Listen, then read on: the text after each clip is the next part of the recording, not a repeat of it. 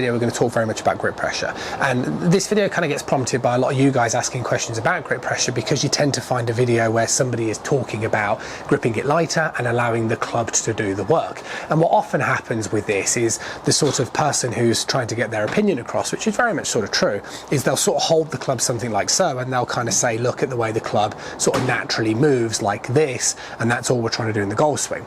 That would theoretically be true if the club was attached to the center line of your body, but because it's not, and it's attached to your hand, and because your hand has to kind of grip it in a bit of an odd way, so when you grip the club you sort of have to grip it at an angle, and then because you have to grip it at an angle, it creates another angle here, and then your arm to the lead arm isn't necessarily perfectly straight. So the point is that it's kind of not the truest form, but I kind of get the idea of it. What I would say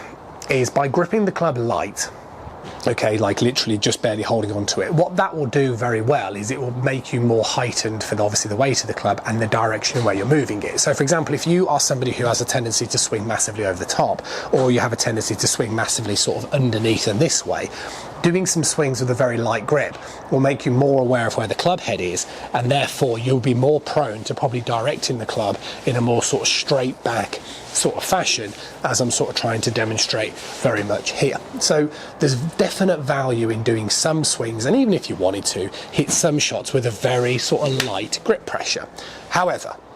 what I would also say is that if you're going to start producing swings of 60, 70, 80, 90, 100 miles per hour, if you grip it really light, you're going to either let physically go of the club, or the club is going to twist in the hands. And that's a really common problem with most golfers that don't really realise what they're doing anyway. So if somebody kind of does a demonstration where they sort of swing really slow like this and they hit it pretty straight, then I suppose I'm politely saying, if you swing really slow, you're going to hit it straighter because you're putting kind of theoretically less spin on the ball, and it's an easier thing to be able to do.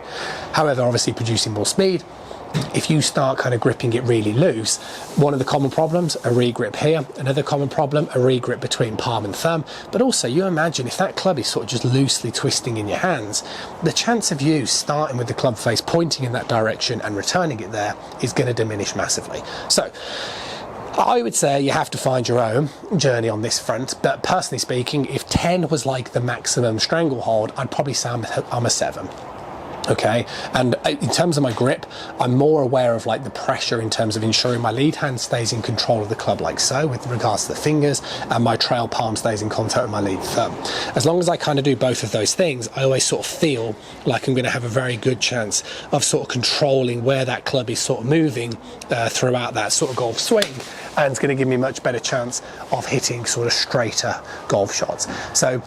you don't want to go too loose because it's just going to be a floppy mess. You obviously don't want to strangle hold it, because obviously that's just not the right thing to do either. But I'd certainly suggest you've got to be at the top end of the spectrum rather than at the bottom, because most golfers re-grip and don't control club face because of that exact reason. See you soon.